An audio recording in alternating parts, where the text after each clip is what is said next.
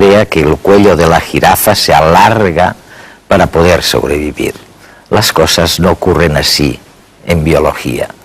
En realidad, como los genes mutan aleatoriamente, lo mismo ocurre en la historia de la evolución. Pero las personas, las empresas y los gobiernos intentan a toda costa protegerse contra la incertidumbre y sobrevivir. Y sin embargo, fallan. Un 10% de las empresas existentes desaparecen todos los años. ¿Por qué fallan? Paul Ormerod es un reputado analista económico que ha trasladado con éxito conceptos propios de la biología y la complejidad al campo de la economía. Hoy nos hablará de por qué casi todo falla.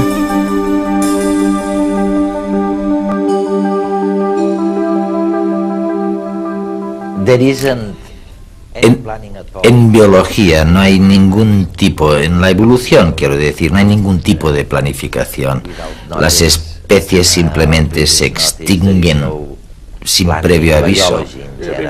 Sí, en biología la evolución es totalmente aleatoria. Así es. No hay ninguna especie que pueda tomar la decisión consciente de mejorar su condición física. Por ejemplo, el león no puede decidir tener una pata más para perseguir más rápido a los antílopes. Es algo aleatorio. Pero, Sin embargo, en la sociedad humana, las empresas, los gobiernos y las personas en general intentan mejorar su condición de forma consciente. Intentan que las cosas vayan mejor, tanto para ellos mismos como para los demás. Pero aunque actuamos de forma consciente para mejorar nuestra condición, planificando mucho, intentando vislumbrar el futuro y tomando decisiones muy conscientes, pero si analizamos el resultado final, existen muchos paralelismos entre la sociedad humana y la biología. En biología, las especies se extinguen, y en la sociedad humana, las empresas y las políticas del gobierno fracasan. Por lo tanto, existe un fracaso generalizado en el mundo de la biología y el de los humanos. No solo existen paralelismos en el área del fracaso, sino en muchas otras áreas.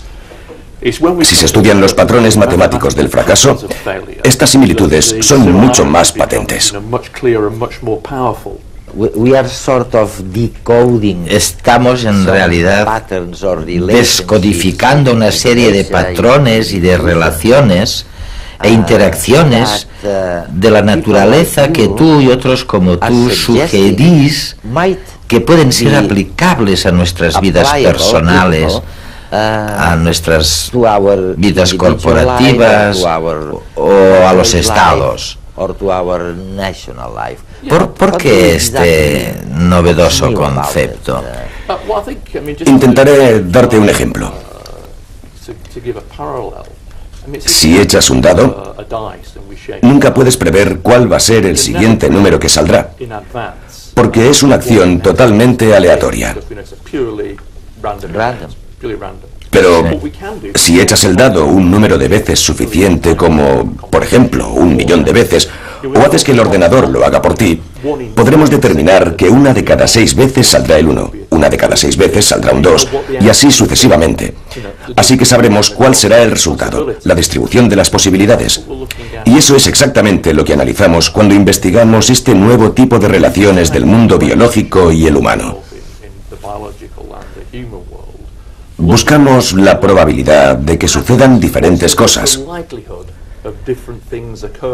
Y en ocasiones, aunque no lo sepamos descubrir en detalle, podemos tener la certidumbre de que presenciaremos grandes fracasos. No sabremos cuál fracasará, pero sabemos que habrá un número X de fracasos. Exacto. Sabemos que la mayoría de las veces el índice de fracaso será bajo, pero a veces se produce un fracaso muy grande de forma totalmente natural. Pero las empresas resurgen a pesar de estas complejas interconexiones que son imposibles de anticipar, por mucho que se intente. Son imposibles de ver porque son muy complejas. Y son precisamente estas conexiones, algunas de las cuales son muy indirectas y no son percibidas directamente por los individuos, las que dotan de fuerza a los sistemas. También son una amenaza para los individuos, ya que puede surgir un problema importante de una forma totalmente imprevista. Sin embargo, desde un punto de vista global, estos sistemas altamente conectados son muy potentes, muy viables, al igual que la biología, que es un sistema altamente conectado en el que la vida se sostiene por sí misma y lleva sosteniéndose por sí misma durante miles de millones de años. La teoría del caos y el estudio de los sistemas complejos revolucionaron la ciencia del siglo XX. Gracias a esta nueva perspectiva hemos empezado a descifrar un lenguaje que comparten disciplinas tan alejadas como la climatología, la genómica o la economía. Y eso es una revolución completa en la ciencia, porque según Newton y Laplace y el paradigma antiguo, la idea era que si uno solamente podría conseguir todos los parámetros de un sistema con una precisión muy alta, uno podría predecir exactamente cómo se iba a comportar ese sistema.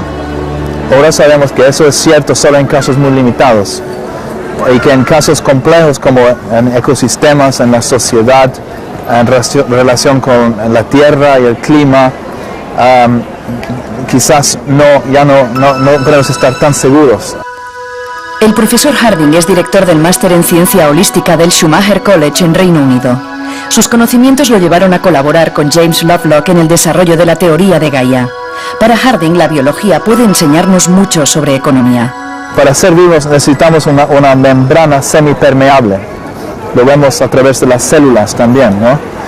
Cada ser vivo, cada entidad necesita mantener su propia existencia interna, pero también intercambiar con el mundo alrededor. Si un sistema se conecta demasiado, si hay demasiadas conexiones, todo el sistema se puede volver desordenado. Si hay muy pocas conexiones, el sistema se queda como una forma muy rígida, muy ordenada. Y lo que los sistemas tratan de hacer es como moverse a un lugar que se llama el límite del caos. Y claro, se puede intercambiar con otros países, pero a un nivel promedio o mediano.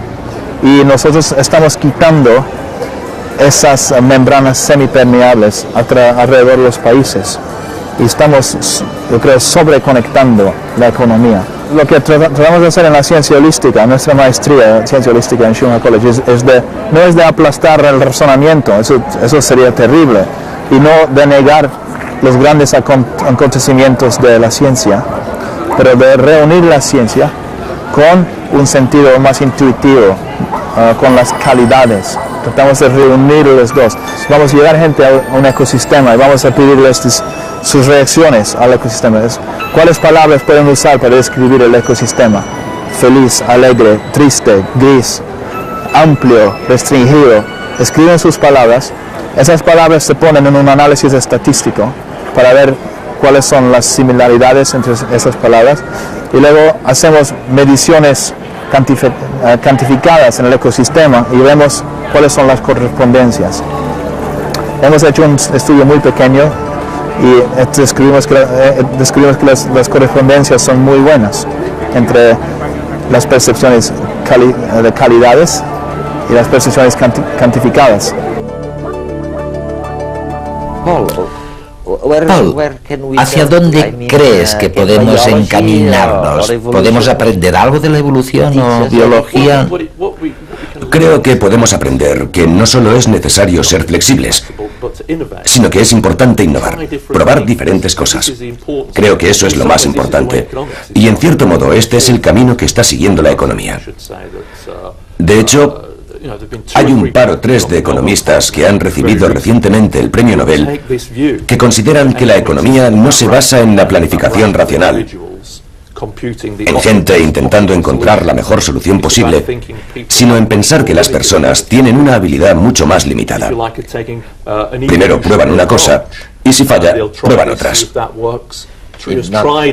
Y así es, en cierto modo, cómo funciona la biología. No es un proceso consciente. Los genes mutan aleatoriamente y la mayoría de las mutaciones fallan, pero de vez en cuando una mutación da un mejor resultado. Y así funcionan las empresas de éxito, las personas de éxito y, en cierta medida, los gobiernos de éxito. Tienen esta flexibilidad y esta voluntad de innovación. Es algo que se ve continuamente en las empresas de éxito, que, por muy grande que sea su éxito, Siempre están probando cosas nuevas. Y aunque saben que la mayoría de estas innovaciones acabarán fracasando, vale la pena innovar porque, siempre y cuando no les cueste demasiado dinero, se consigue algún éxito que compensará el coste de estos fracasos.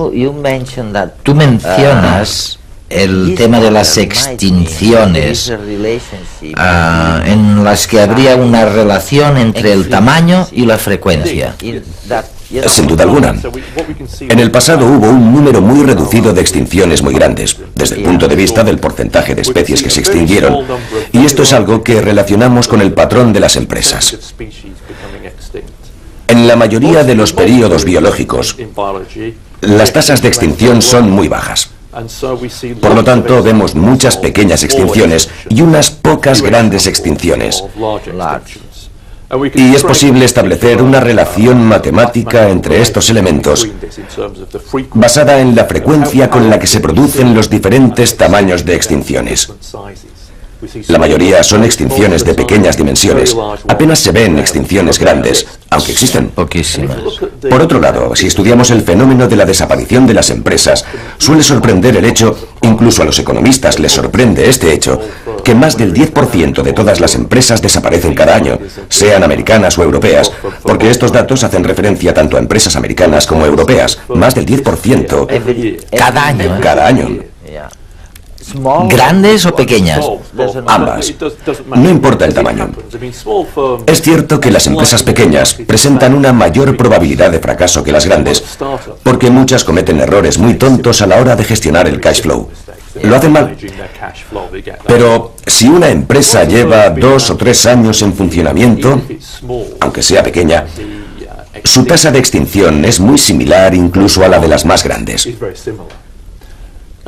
Si se analizan los datos año por año, o sector por sector, o país por país, siempre se ve el mismo patrón. Y en determinados períodos y sectores, a veces tienen lugar extinciones muy grandes. Y muchas de las empresas de un sector o de un área específicos se extinguen en un solo año. Por regla general, se trata de un índice bastante bajo. Y su patrón matemático es casi idéntico al que se refleja en los restos fósiles. Es paradójico, porque cuando estudiamos los patrones de extinción en biología, los consideramos totalmente aleatorios, al igual que los fracasos y las mejoras y la mutación de los genes. Sin embargo, en el mundo humano, las empresas intentan no extinguirse y procurar mejorar su capacidad de supervivencia de forma consciente. Y sin embargo, el tamaño de las extinciones en estas dos áreas totalmente distintas es muy similar. Empresas que se crean, grandes, pequeñas, empresas que desaparecen tan rápidamente como aparecieron, de forma drástica. Del mismo modo, las grandes extinciones de la historia de la Tierra se caracterizaron por la desaparición en el registro fósil de al menos el 75% de las especies en un momento dado. Sus causas no son siempre claras, pero siempre aparecen relacionadas con cambios en el nivel del mar y el clima global. Se habla de 5 grandes extinciones.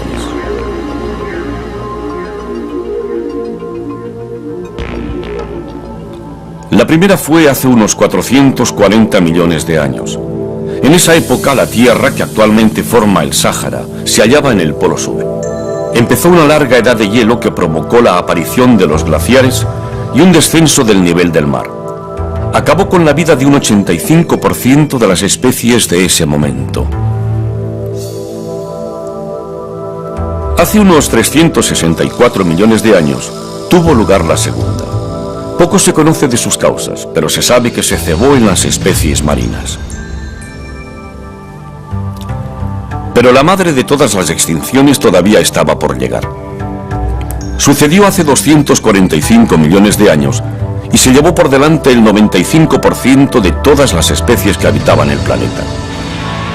El único continente que formaba la Tierra en ese momento se convirtió en un lugar poco apacible para vivir. Un descenso brusco en el nivel del mar, combinado con una deriva del continente, redujo drásticamente la extensión de la línea costera. Había erupciones volcánicas por todo el planeta. agua y aire contenían poco oxígeno. Las especies se extinguieron simplemente porque no tenían dónde ir. Hace unos 200 millones de años, otra etapa de múltiples erupciones y ríos de lava provocó un calentamiento global que acabó con el 52% de todos los géneros de especies marinas.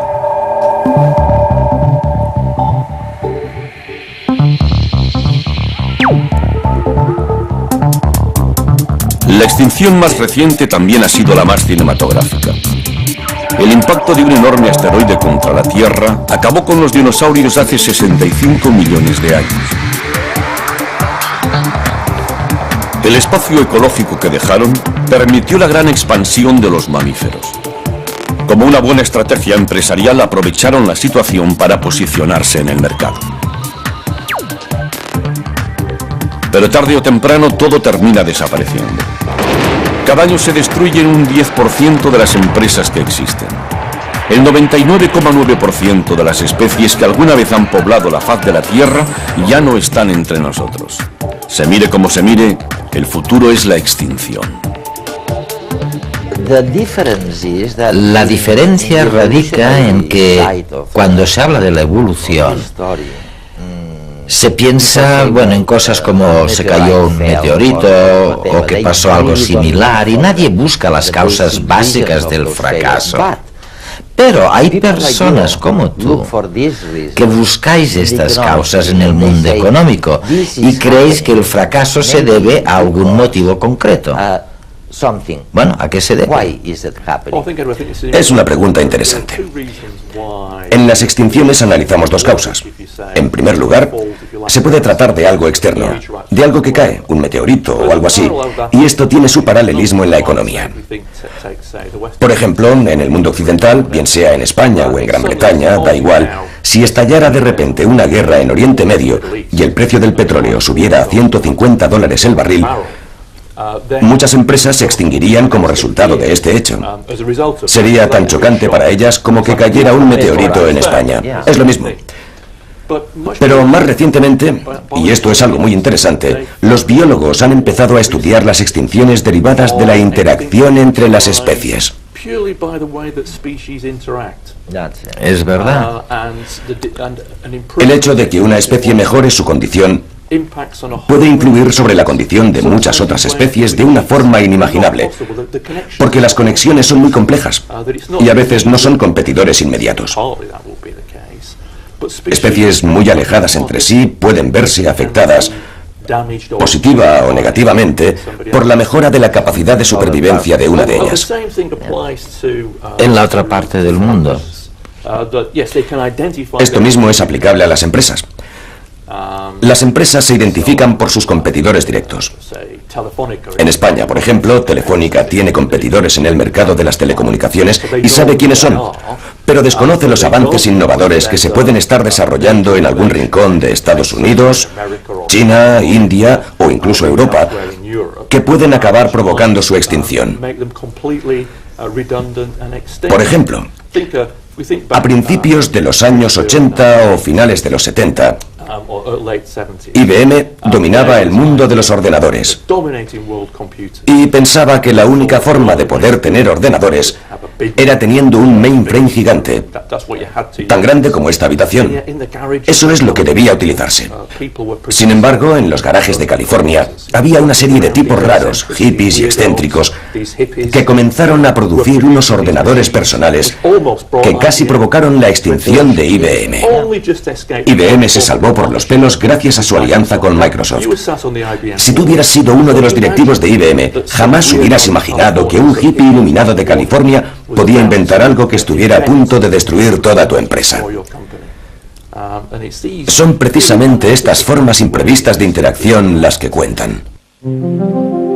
Hace 500 millones de años, en el período geológico conocido como Cámbrico, se produjo una explosión de diversidad de formas vivas única en la historia del planeta.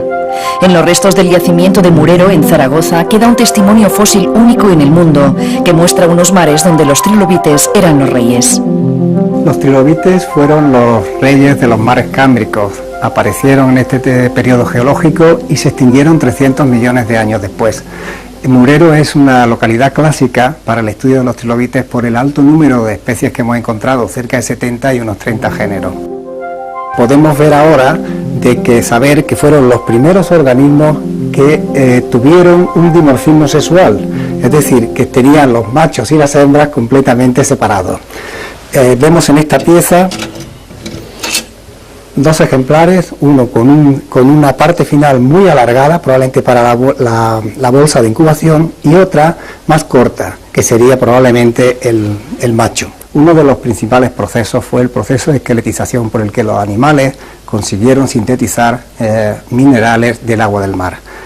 Este proceso trajo una serie de innovaciones a la vida animal, como fueron, por ejemplo, el poder aislar a estos animales del medio externo mediante en este caso, una envoltura de carbonato cálcico, de fosfato o de sílice, y también una defensa frente a los depredadores, puesto que tenían material duro contra ellos, y por último también una protección contra los rayos ultravioleta.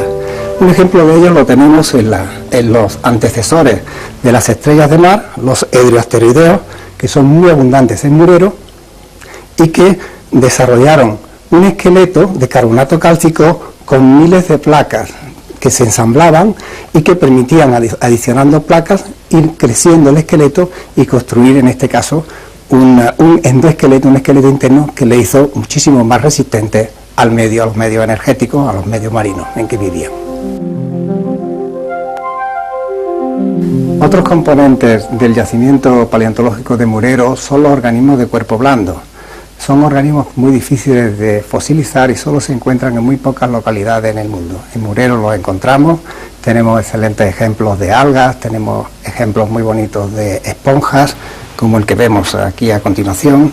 Tenemos también de gusanos aterciopelados, de gusanos edizozoa y de otros grupos que no sabemos realmente qué filum, qué grupos son, puesto que se extinguieron y no tienen representantes actuales en nuestra biosfera. Gracias al hecho excepcional de que se hayan conservado tanto los restos de animales de esqueleto duro como de animales blandos, los expertos pueden estudiar cómo era la ecología del lugar, que presentaba un paisaje muy diferente del actual. Hace 515 millones de años esto era un mar, una zona abrigada, tranquila, donde había una sedimentación rápida. Lo que vemos ahora representa 1 kilómetro de esta plataforma marina y unos 200 metros de espesor de materiales, de capas geológicas, que representan 10 millones de años de la historia del Cámbrico. Seguramente Murero es el yacimiento más completo que se conoce en el mundo. En el yacimiento se observan varios estratos de colores diferentes que identifican las diferentes épocas y los cambios climáticos y ecológicos que se dieron a lo largo del tiempo.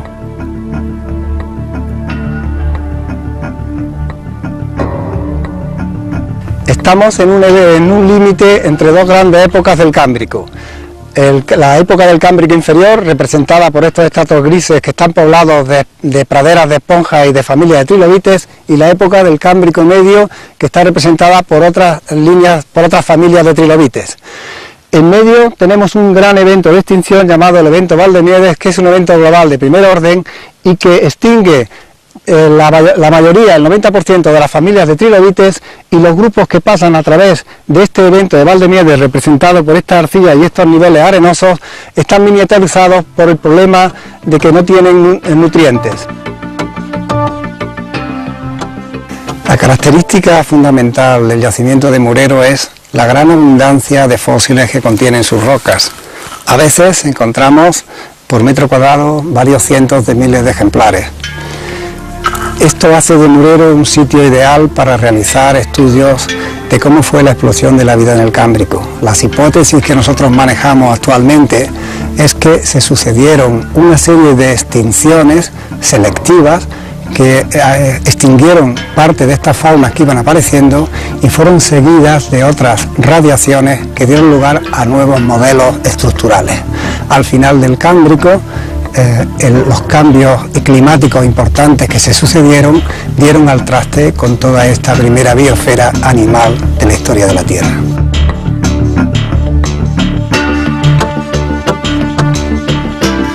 Entre Entre las especies que desaparecieron existe un enigmático grupo, el de los carpoideos, animales cubiertos de miles de placas de calcita, de los cuales se desconoce cómo se movían, comían o se reproducían. Queda, por tanto, todavía mucho por descubrir. ¿Podríamos resumir un poco lo que estás diciendo?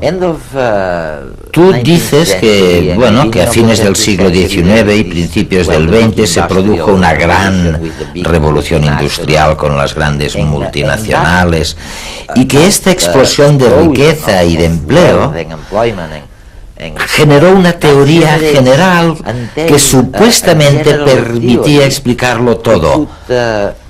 Permitía calcular la demanda. Sí, existía la idea clara de que... Sí, de que se podían calcular los costes, lo que los economistas llamamos los costes marginales. Sí, se creía que llevar una empresa era algo fácil, que solo era necesario calcular la cantidad de productos que se podían vender. Y tú dices, no, se trata de un proceso de transformación que va variando mucho, innovándose y que exige una interacción, y esto es mucho más difícil. Es que existe una idea generalizada de que las cosas se pueden planificar, que se puede determinar la cantidad de producto que puede venderse a un precio determinado y que se puede saber el coste de producción de todos los productos. Pero el mundo no funciona así, es mucho más complejo. Es muy difícil comprender, sobre todo los entornos externos, lo que se puede vender, las innovaciones que son necesarias, las innovaciones de la competencia, de empresas que ni siquiera conocemos. Gestionar una empresa es un proceso muy difícil e intelectual, donde la clave del éxito reside en la capacidad de innovar y probar nuevas cosas para ver cómo funcionan sin incurrir en demasiados gastos. Esta es la clave del éxito, más que el exceso de planificación. Pero es paradójico que la incertidumbre de la que estamos hablando, que hoy sea mayor que hace años. No estoy tan seguro de que sea así. Creo que la incertidumbre es propia de la condición humana. El mundo se caracteriza por esta incertidumbre. La incertidumbre sobre lo que sucederá en el futuro y cuáles serán sus consecuencias. Y creo que esto es un aspecto importante. Las consecuencias de nuestras acciones, de las decisiones de los gobiernos. Planificar con propósito. De hecho, creo que aquí es donde fallan los gobiernos, porque creen que el mundo es sencillo y que les permitirá llevar a cabo sus objetivos. Los gobiernos tienen la típica mentalidad de lista de verificación, donde vas marcando con una cruz todas las cosas que has hecho y al final esperas un resultado determinado. Pero el mundo suele ser más complejo. Los gobiernos desean disminuir la tasa de desempleo, mejorar la movilidad social, reducir el índice de delincuencia. Pero no lo consiguen. No lo consiguen. Si tuviéramos que elegir una clave del éxito en el futuro, ¿cuál sería? Yo creo que la clave del éxito radica en la voluntad de innovación. Por mucho éxito que se tenga, siempre hay que considerar la posibilidad de que puede haber otra cosa que funcione mejor. Creo que esta es la clave, y de hecho ha sido el motor de una gran parte de la sociedad occidental en los últimos 200, 300 y 400 años. El hecho de intentar comprender mejor el mundo y encontrar mejores formas de hacer las cosas, incluso cuando las cosas van bien. Y a veces esto es lo más difícil. Cuando se tiene éxito, uno se cree que ya ha resuelto el problema. Pero es justo cuando se piensa así que uno es más vulnerable, aunque se sea una empresa muy, muy grande. Por lo tanto, la clave está en la voluntad de innovación, de probar nuevas ideas, nuevas técnicas, nuevas formas de hacer las cosas y en no tener miedo a los fracasos a pequeña escala.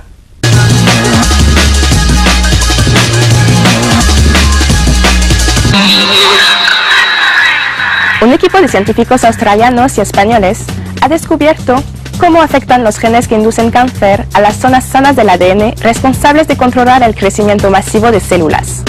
Si bien se sabía que las células cancerígenas podían desactivar los genes que evitan el crecimiento de tumores, Ahora se ha comprobado que en el caso del cáncer de colon, las células cancerígenas también provocan una mutación a los genes que se encuentran en la misma región del ADN.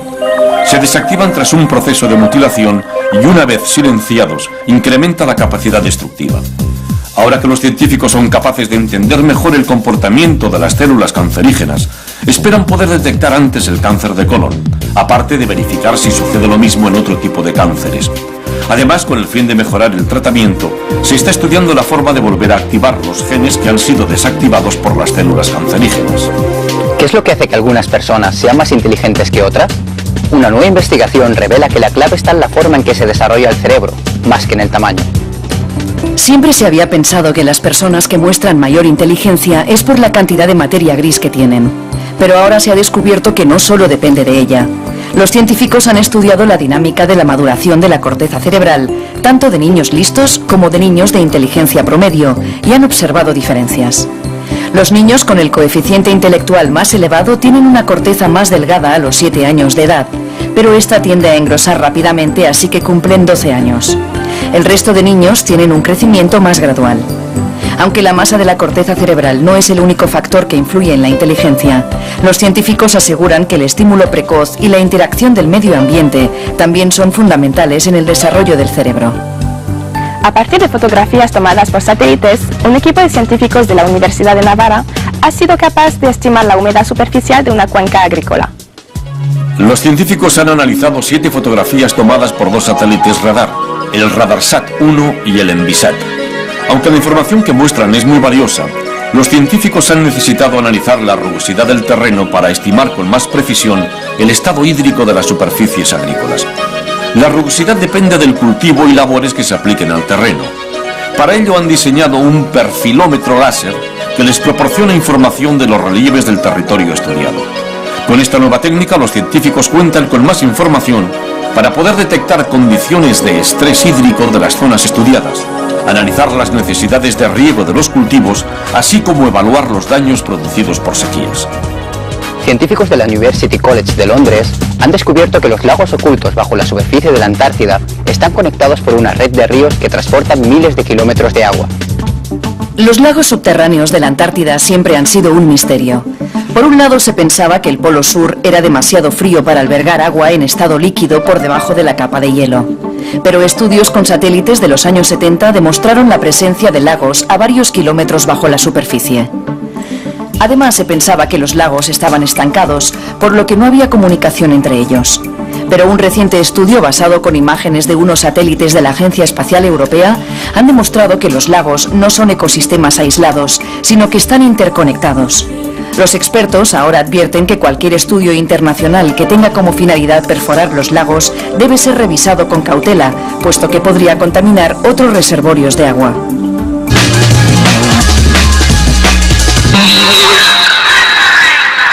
Bienvenidos a esta segunda parte de redes, ¿no?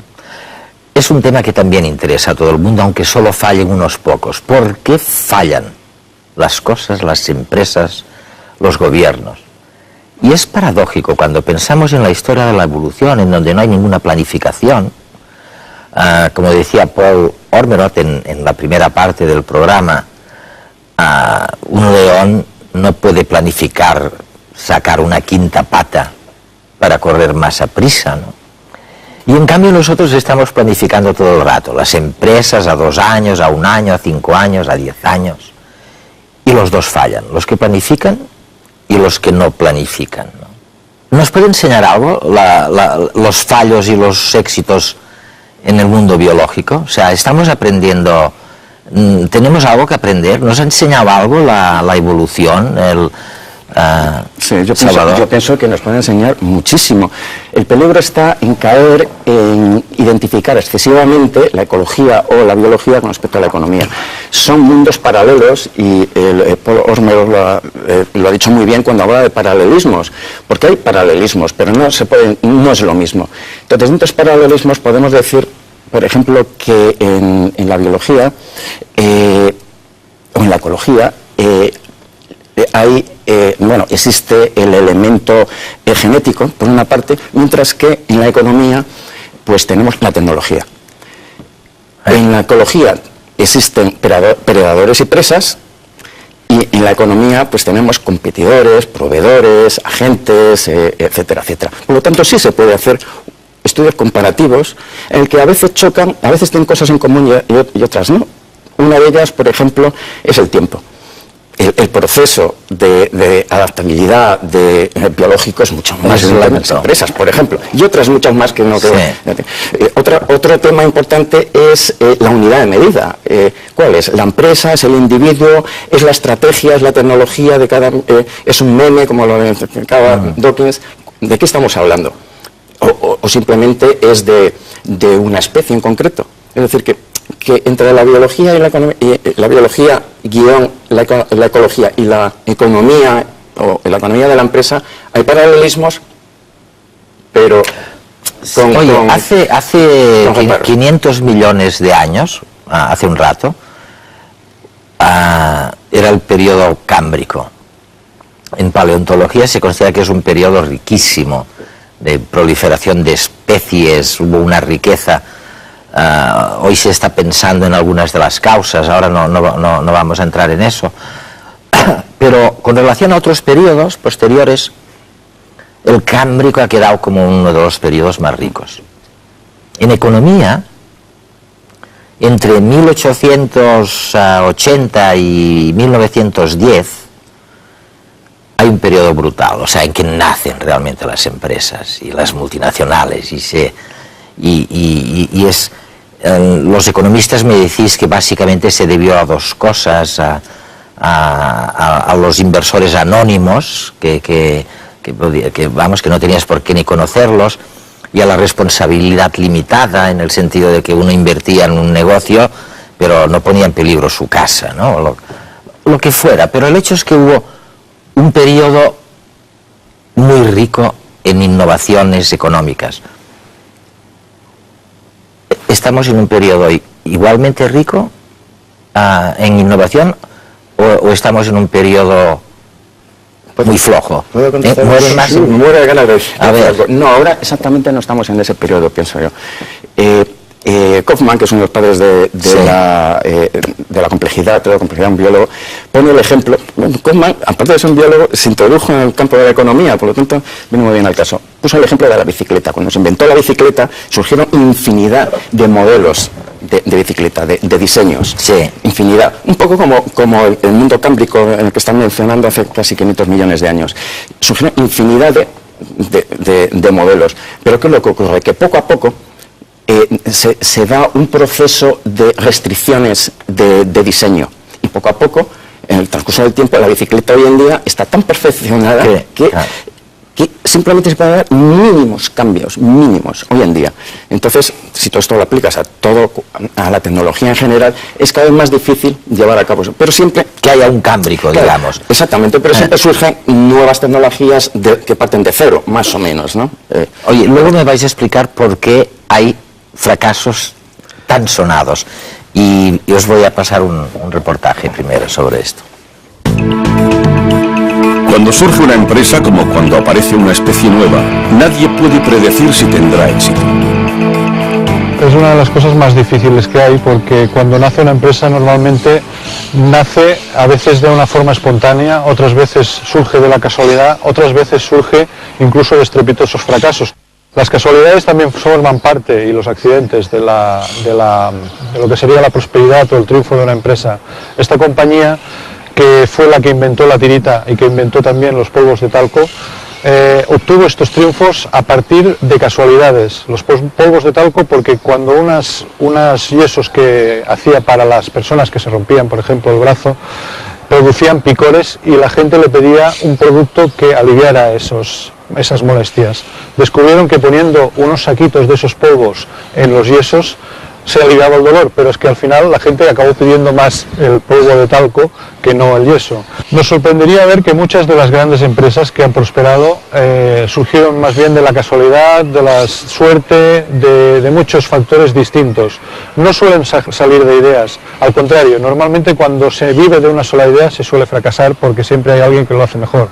Pero hay excepciones, por ejemplo, Chupa Chups. Durante más de 40 años estuvo viviendo del invento de un caramelo pegado o pinchado de un palo. y nunca mejor dicho.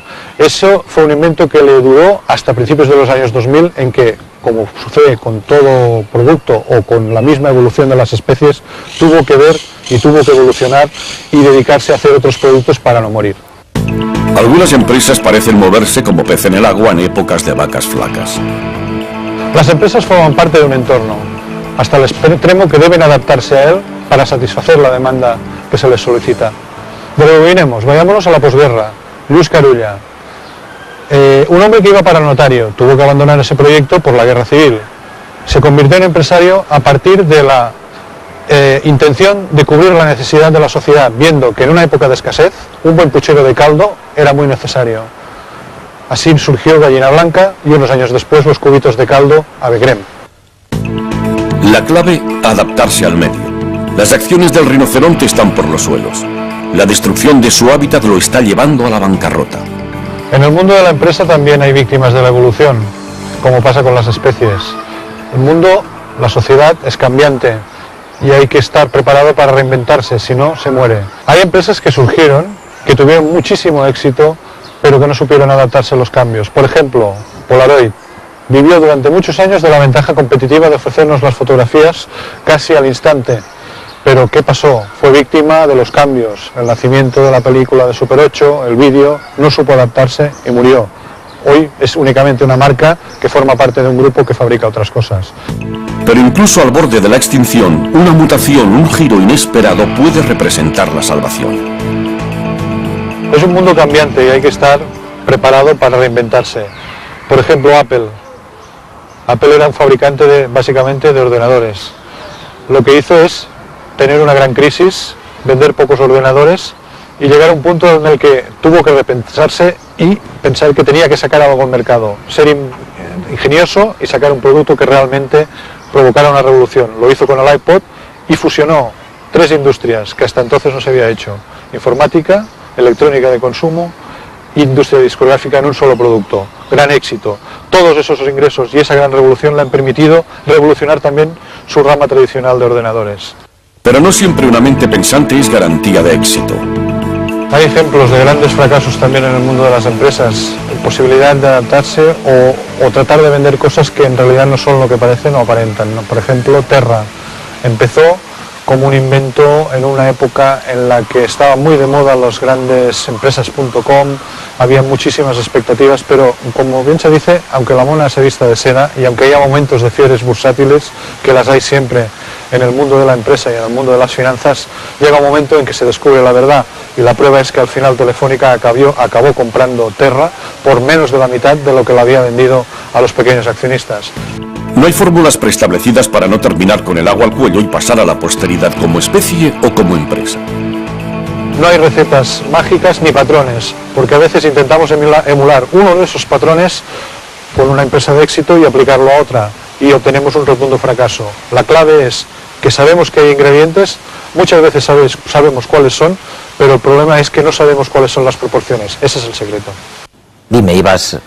Sí. No, que yo creo que efectivamente no conviene olvidar que Darwin se inspiró en Malthus, ¿no? Es decir, los pensadores del siglo XVIII y XIX se preocupaban por un problema fundamental, y era en qué medida la coordinación espontánea surgía, ¿no? En qué medida el equilibrio se producía y por qué, ¿no? Entonces, esta pregunta era muy difícil de contestar, y ha sido muy difícil de contestar hasta el advenimiento de la capacidad de inteligencia y computación que tenemos ahora, ¿no?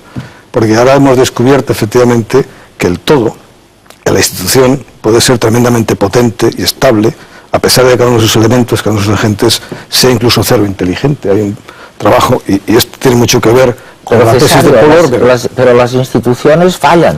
Sí, claro, o sea, que fallan. Igual que los individuos, claro, ¿eh? Claro que fallan, pero puede llegar a ser, lo que quiero decir es que aunque fallen, las instituciones pueden llegar a ser tremendamente más capaces de estabilidad y de computación y de inteligencia que cada uno de sus ítems, porque hay un aprendizaje social que va más allá, beyond los individuos, que es muy importante. Salvador, ¿tú crees tienes esta fe en las instituciones? Yo pienso que cierto tipo de instituciones, empresas, gobiernos, lo que sea, fallan porque falla la capacidad de no de innovar, sino de adaptarse. Y no digo de innovar porque hay empresas que no han innovado y son todo un éxito, y otras que sí han innovado y son un fracaso. El ejemplo es IBM.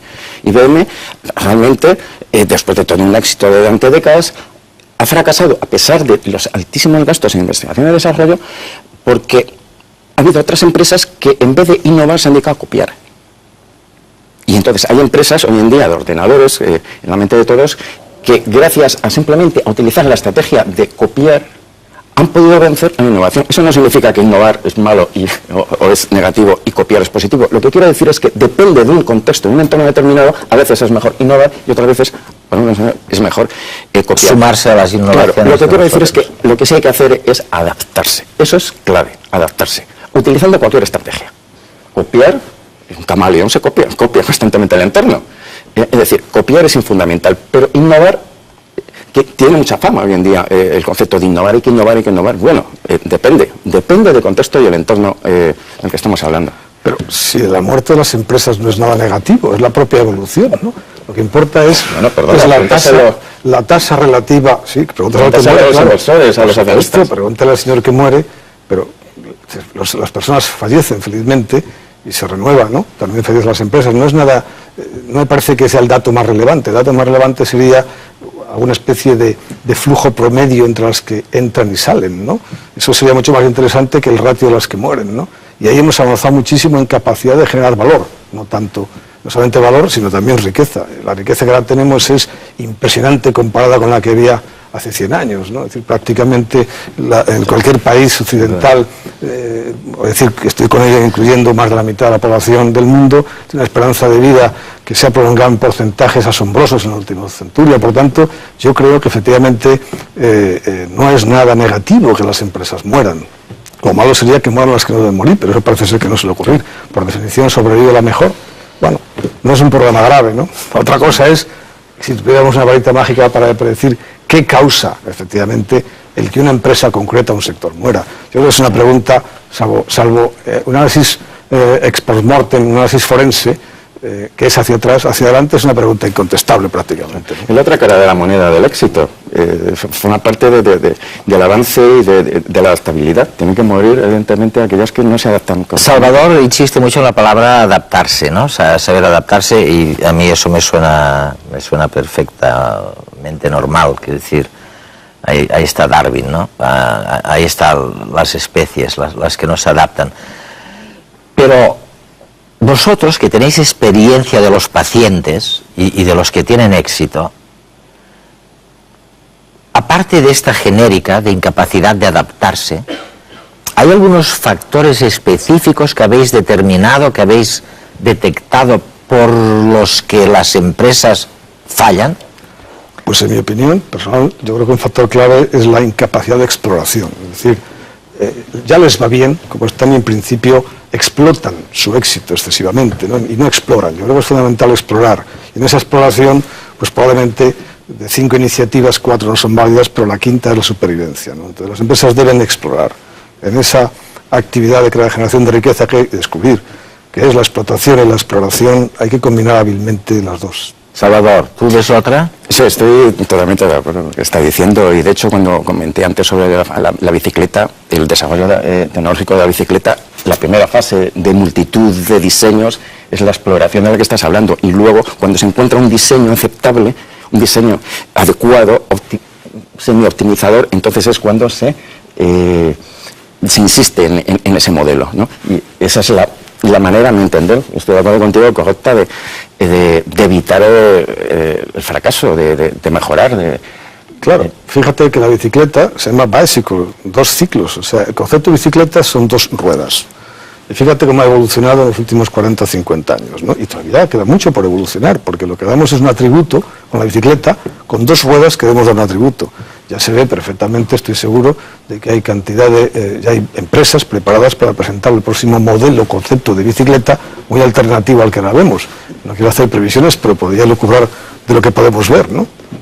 Oye, nada más que era un pequeño apunte, pero ya es a nivel de explotación de las pequeñas ventajas técnicas que puede dar una bicicleta. La exploración ya se dio hace 100 años, cuando salían todas estas bicicletas de unos radios enormes con otras, la delantera radio pequeñito, etcétera, etcétera. Había infinidad y esa era la fase de exploración, donde se jugaban con diseños, pero ya ahora mismo ya es es explotar una tecnología determinada. Ya son pequeñísimos avances de esta generación de bicicletas hoy en día con respecto a hace 30 años. Oye, entonces vamos a ver, adaptación, exploración, adaptar, explorar, todo el rato. Vosotros decís, las empresas, las instituciones que hagan eso tienen menos posibilidades de fallar, de quebrar.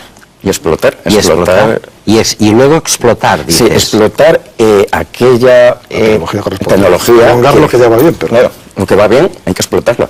Es muy difícil ser creativos, pero bueno, algo tenemos que tomar de positivo de la reflexión de hoy, y es que hay que adaptarse, hay que explorar, hay que ejecutar, hay que arriesgar algo, el que pueda, y además de vez en cuando estar dispuesto a cambiar nuestras convicciones culturales.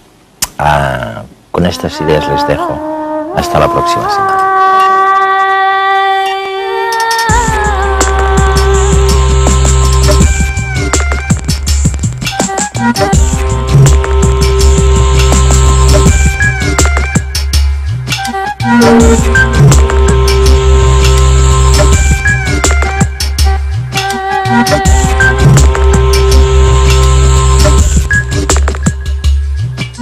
Thank you.